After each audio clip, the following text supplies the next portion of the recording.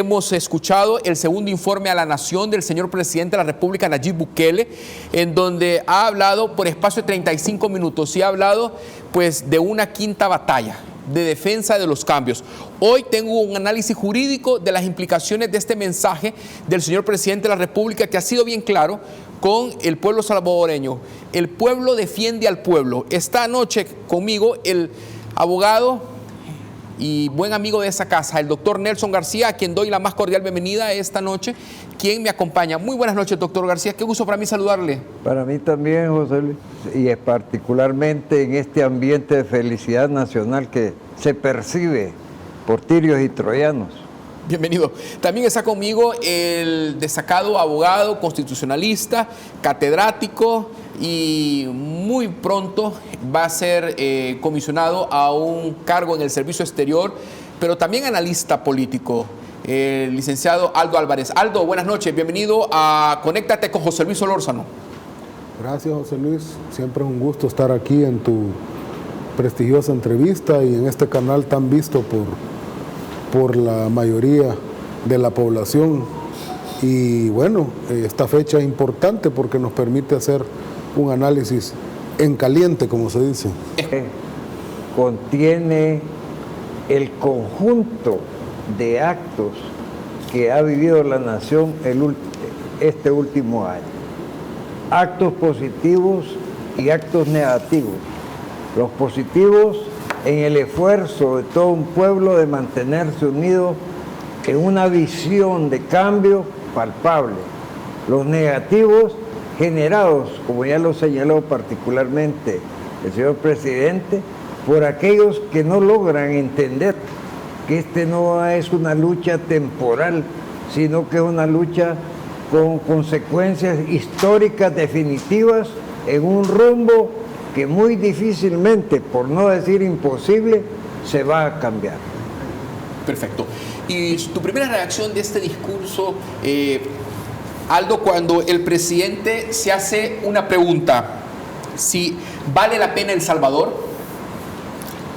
Bueno, creo que el presidente encuadró muy atinadamente el momentum que vive nuestro país en términos de la esencia que existen los espíritus de la gran mayoría de la población con relación a estos cambios que están ocurriendo.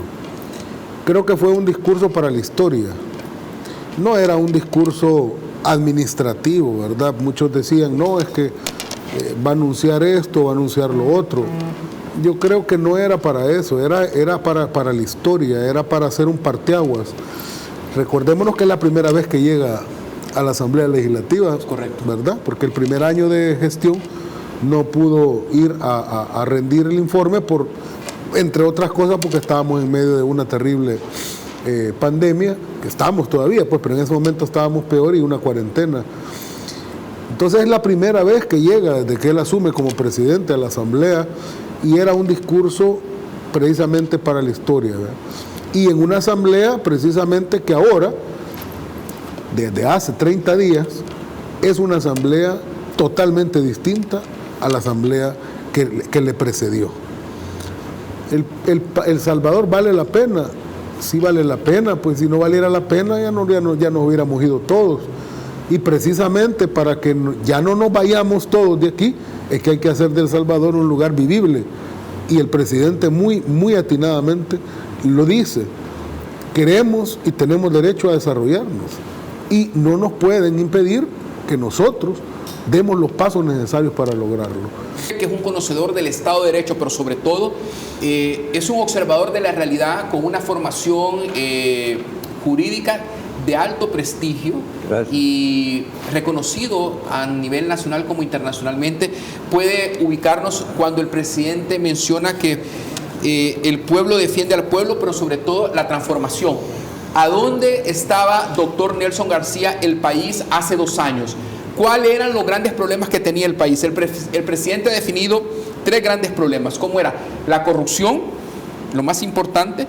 Era un Estado que estaba secuestrado en sus decisiones por parte de la oligarquía, y además éramos un país eminentemente pobre, en donde se propiciaban las condiciones lamentables para la mayoría de los salvadoreños para justificar el usufructo de la clase política, en donde se robaron más de 37 millones de dólares de acuerdo al estudio que hizo Salvador Arias, y que el presidente Nayib Bukele, cuando gana las elecciones en la plaza Francisco Morazán, le promete al país que va a hacer todo lo humanamente posible para que devuelvan lo robado. No, efectivamente es un cambio traumante en cuanto que quiebra todo un encierro histórico en que se mantuvo la voluntad popular. Yo creo que en estos momentos el mayor orgullo de un ciudadano salvadoreño es esa tarjetita que se llama Documento Único de Identidad, porque es un orgullo personal haber contribuido a este esfuerzo de cambio radical, único en la historia nacional y probablemente en la mundial, en cuanto ha reflejado sin mayores ambajes, sin mayores discusiones, una voluntad unánime de un 97%. Quiero decir que ya circula precisamente esa insignia del 97% que orgullosamente andan luciendo en el pecho aquellos que se consideran integrantes precisamente de ese volumen de democracia indiscutible. Obvio que a medida que se van escarbando estos entierros que nadie quería ver porque ocultaban la verdadera realidad de la administración pública, en la que un cargo de las diferentes naturalezas institucionales significaba el método para enriquecerse ilícitamente. Ahí hay un bagaje de rubros, y el último de ellos, las famosas plazas fantasmas, las famosas organizaciones no gubernamentales que han servido como una inyección para sacarle los dineros al pueblo bajo la fantasía o justificación hacendaria de que servían para llevarle bienestar a la nación entera. Lo que el presidente ha citado esta noche dice lo siguiente: nunca más desigualdad, corrupción y pobreza, nunca más. Bueno, ese debe ser un lema nacional, ese es el sentimiento de un presidente, pero debe convertirse en un ideario de cada ciudadano, porque miren, muchos creen que el tema es el presidente de la República. No es cierto.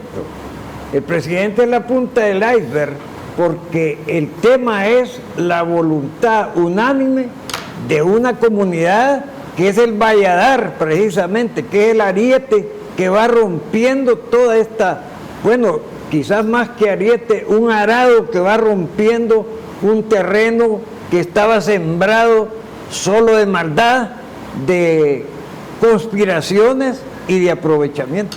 Ahora, Aldo, es el momento que tú nos pongas en perspectiva cuando el presidente menciona que la oligarquía controla el aparato ideológico de un país. ¿A qué se refiere el presidente exactamente, Aldo?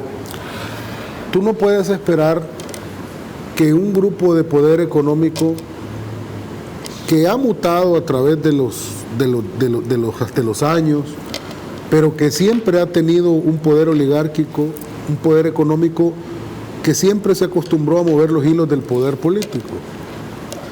Derechas, en su momento, derechas que nunca lograron comprender lo que era la teoría liberal. Por eso le llaman atrasadas, primitivas, por eso le llaman oligarquías de caverna, porque nunca lograron entender que incluso para sus propios intereses era lo mejor volverse liberales. Lo que sí pasó en algunos otros países, en Estados Unidos en sus primeros años de existencia como país. Entonces, como nunca se pudieron declarar liberales, siempre fueron mercantilistas. Finqueros mercantilistas. el periodo cuando ellos dominaban el sector primario de la economía durante todo el siglo XIX y una buena parte del siglo XX. A finales del siglo XIX y entrando al siglo XX, cuando ya se les empezó a hacer difícil controlar ellos mismos el Estado, porque las familias se turnaban entre ellos, ¿verdad? Los Meléndez, luego pasaban a los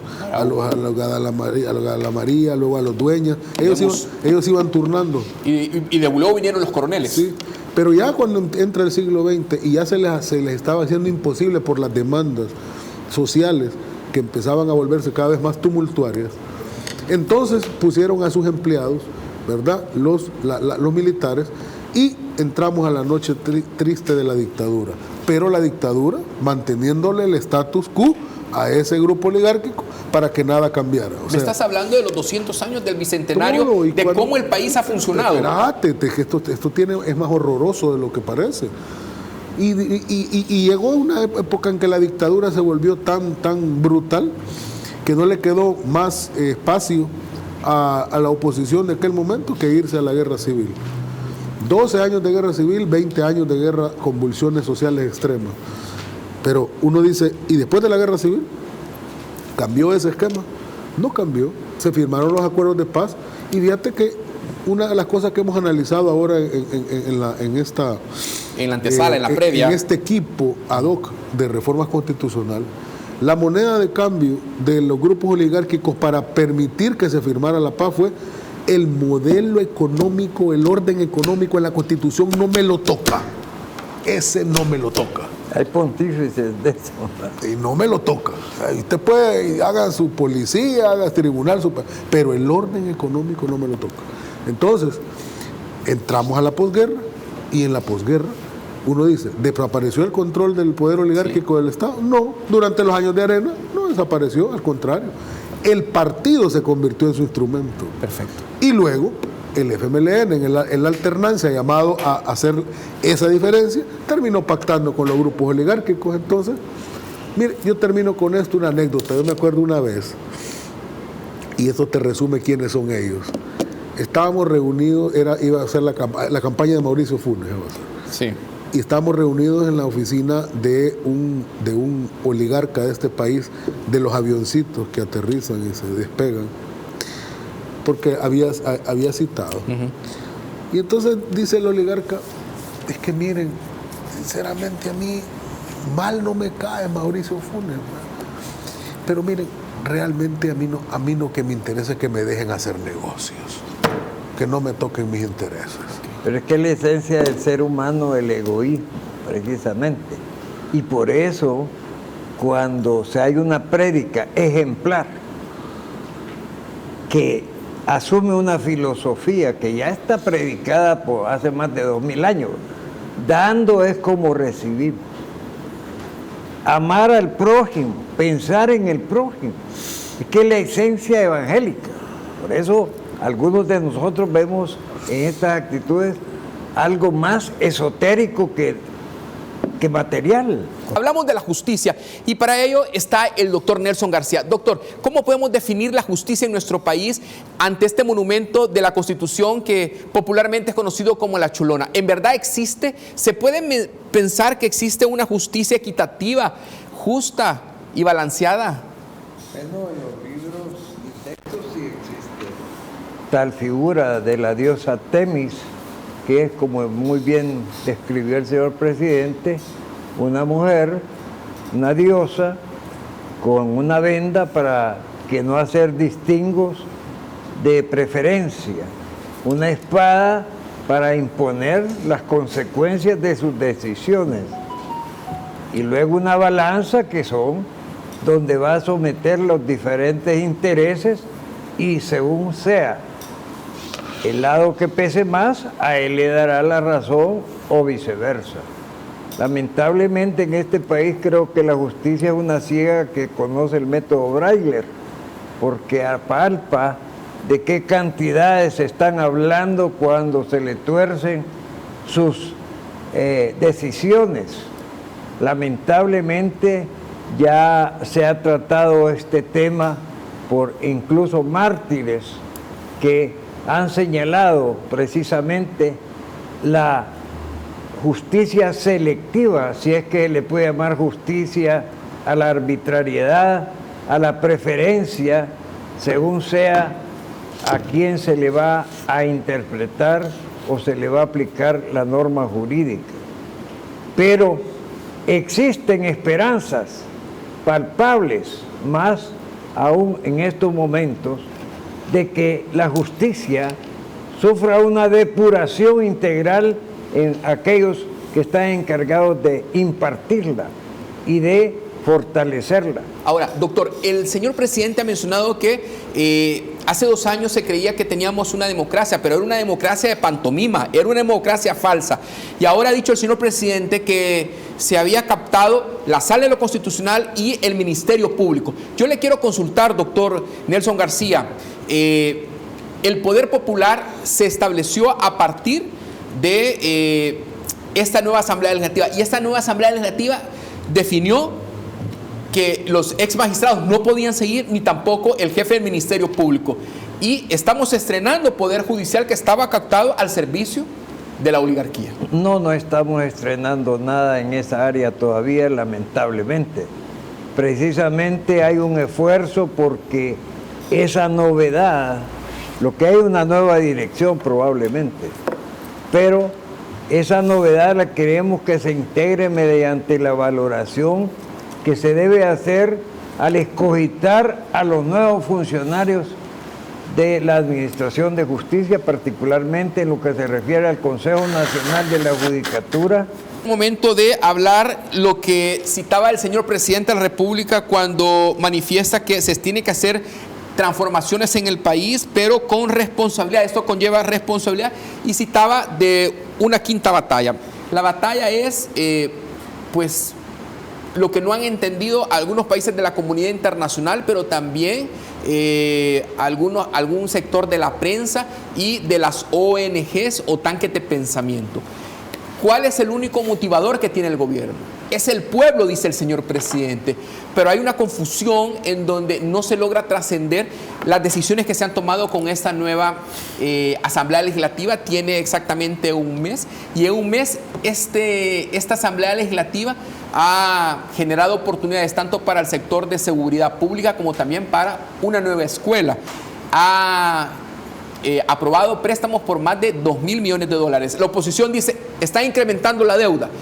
La bancada Cian, Gana y algunos diputados del Partido Demócrata Cristiano y Partido Concertación Nacional están en la idea que hay que hacer las inversiones necesarias que no se hicieron en el pasado. Yo le quiero preguntar, Aldo, ¿puede ganar el presidente esta quinta batalla? Como decía Ulpiano, justitia est constant et perpetuam voluntas iusum quique tribuendi. Así era, ¿eh? ¿Es latín, doctor? Así decía Ulpiano. Búscale al público en general. Darle a cada quien lo que corresponde. Así decía Ulpiano. Pero ¿qué es lo que le corresponde a cada quien?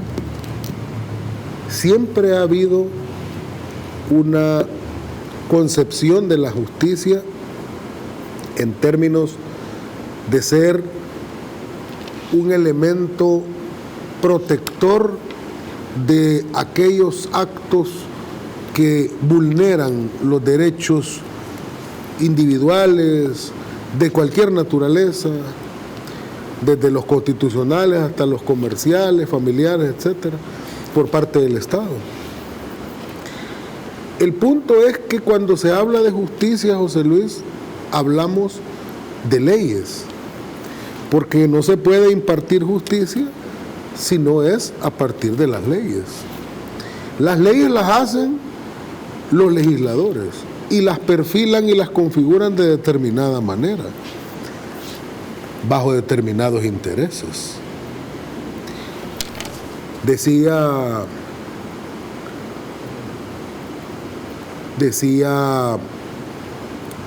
Maquiavelo, haz que tus intereses aparezcan frente a tu adversario como un deber para ellos. Si tú logras que tu interés termine configurado en una ley, entonces va a ser la fuerza del Estado la que les va a obligar a ellos a cumplir con ella. Ahí es donde han jugado un gran papel los medios de comunicación para darle la impresión a la comunidad que lo que estaban haciendo los diversos gobiernos era algo tan fantástico que debíamos de aplaudir. Correcto. Y por eso se explica que en este país hubieron leyes de privatización, hubieron leyes... Un presidente impulsó todo, un presidente. Sí, ya salió con un banco debajo del brazo. Y eso no... Pero ese es un eslabón de la cadena. De la larga cadena. No, es que estos fueron hábiles. Arena tuvo poder, no tanto poder como tiene ahora la bancada 100, por ejemplo, porque Arena tenía que sumar siempre para poder lograr mayoría al antiguo bloque de derechas del PDC y el PCN de aquella época. Pero cuando tuvo poder, Arena lo usó. Arena lo usó el poder. ¿Para qué lo usó? Para hacer lo que quería hacer, para privatizar. Gente dijo, ¿qué teníamos en 2 años? Teníamos un país violento, el más violento quizás de Latinoamérica. ¿Y qué es lo que tenemos ahora? Tenemos una reducción con el Plan Control Territorial del 45% de los homicidios, 3.6 diarios. Tenemos un hospital, El Salvador, que en 3 meses logró habilitar 400 camas de UCI. Tenemos... un avance en la brecha digital y, por qué no decirlo también, se está trabajando en la reestructuración o reconstrucción de la red vial. Se nos olvida cómo estaba el país hace 2 años, Aldo. Mira, muchas veces el problema de los salvadoreños es que tenemos memoria corta. Sí. Pero en este caso creo que el presidente se encarga de refrescárnosla. Y cuando vamos cayendo en la cuenta, es que la amnesia de los salvadoreños era una especie para mí de recurso psicológico negacionista frente a la realidad para poder escapar de esa espantosa realidad que le recetaban esos gobiernos que trabajaban para el gran capital. Comprendo. Termino con esto, Aldo, antes de pasar a la llamada telefónica. La juramentación que hizo el presidente motivó, entiendo, según algunas fotografías de redes, que algunos diputados de Arena y el FMLN se levantaron. No la mano, pero sí se pusieron de pie. ¿Qué significa este juramento? El pueblo defiende al pueblo, Aldo. Bueno, recordate el juramento que se dio el 1 de junio del 2019 ahí en la Plaza Cívica, cuando el presidente juramentó al pueblo que estaba ahí, aunque habían diputados, porque ahí estaba la Asamblea Legislativa, pero esto era para el pueblo, simbólico. Es un estadista que demanda el acompañamiento del pueblo. No, pero es que si levantaron la mano los diputados, y ellos no son los representantes del pueblo, pues. Okay. Ahora, si separaron los de Arena y separaron los del FMLN, bueno, quizás ya se están dando cuenta que están parados del lado equivocado de la historia. Bien, al dotar a la población a defender estas transformaciones que está teniendo el país. Para los que tenemos, imagínate, para los que tenemos años de estar luchando precisamente con ese discurso y contra ese estamento y contra ese status quo que yo he venido señalando desde hace muchísimos años, desde mis cátedras, incluso 20 años de ser catedrático, y además de eso, que encarna el signo de los tiempos, porque este discurso de ahora es el signo de los tiempos. Correcto. Hacia ahí va la historia, y ese rumbo que lleva nuestra historia no la puede cambiar nadie, porque lo que tenemos en presencia, como dijo el presidente, sin disparar ni una sola bala, es una revolución democrática. Esta es nuestra revolución democrática y vamos a cambiar la cara de este país y vamos a fundar una nueva república, una república para todos, con libertad y con justicia, pero de verdad para todos.